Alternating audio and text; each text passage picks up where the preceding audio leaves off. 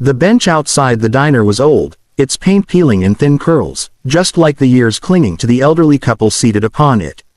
The man carefully unwrapped half a sandwich from wax paper, his fingers stiff, moving with deliberate patience. His wife held a small paper cup of tea in both hands, warming her palms against it as the winter air cut through her thin coat.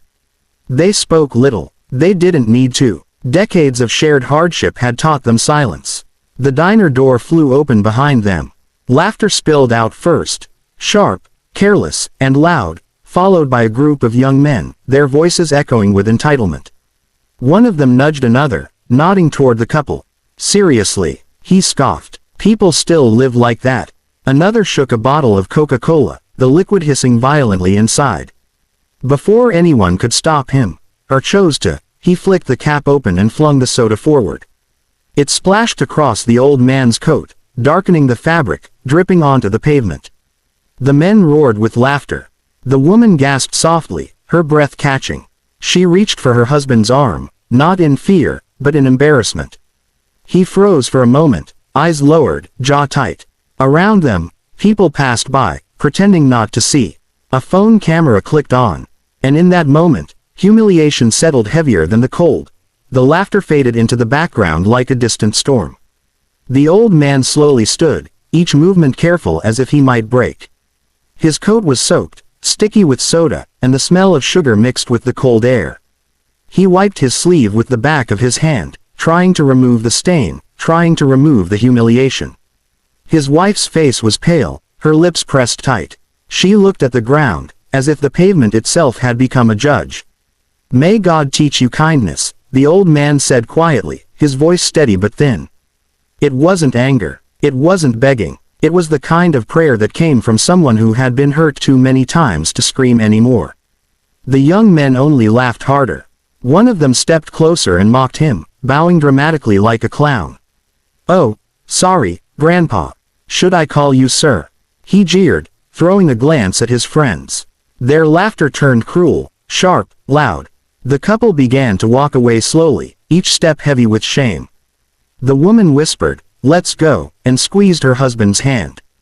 They moved like two people carrying a burden too heavy to name. No one stopped them. No one helped. No one looked back. But someone did. Across the street, a young man stood still, his face expressionless. His eyes were fixed on the couple, his hands clenched. He watched the laughter die. He watched his parents walk away. And something inside him snapped. The young man across the street didn't move at first.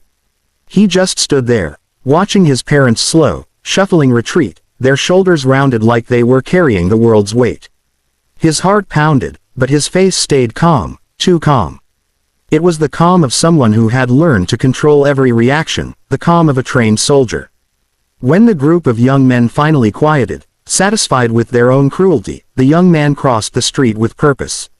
He didn't rush. He didn't run. He walked with a quiet certainty that made the laughter stop mid-sentence. He approached the group, and they noticed him only when he was close enough to see the serious look in his eyes. "What's your problem?" one of them sneered, still trying to act brave. The young man didn't answer. He reached into his pocket and pulled out a wallet, slowly opening it. The men leaned in, expecting a joke, a prank, or a threat.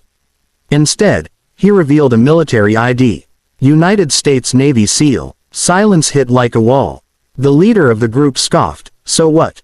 You think you're special?" The young man's voice stayed low, steady, controlled. "This isn't about me," he said. "It's about the people you just ruined." He pulled out another photo from his wallet. His parents, younger, in uniform, smiling proudly. "You mocked the people who raised me," he continued, "the people who worked while you were wasting your lives." The laughter died. The boys looked at each other, suddenly aware of how small they were. And the young man, his face still calm, his eyes still cold, took one step closer. The young man stood in front of them, calm as a still ocean. The group of boys had expected a fight, a threat, a loud confrontation. Instead, they got something far more unsettling: silence. He looked each of them in the eyes, one by one, and spoke with quiet authority. "You're lucky," he said. "Because I don't need to hurt you to make this right." The leader of the group swallowed hard, his bravado fading. You think you can scare us? He challenged weakly. The young man's expression didn't change. No, he replied. I think you're finally going to see what it means to be seen. He reached for his phone and pressed play. The video of the incident began to play, the camera still shaking with laughter. This time, the faces were clear. The boys' laughter sounded cruel and empty. The old couple's shame was unmistakable. The footage captured everything. Within hours, the video spread across social media.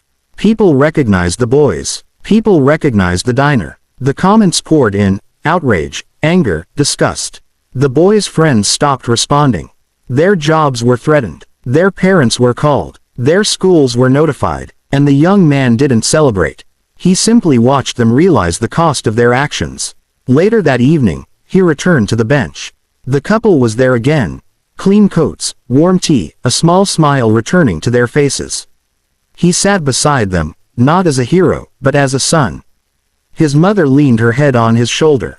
His father, still quiet, said, "Thank you." The young man only nodded. Because the real victory wasn't revenge. It was dignity restored.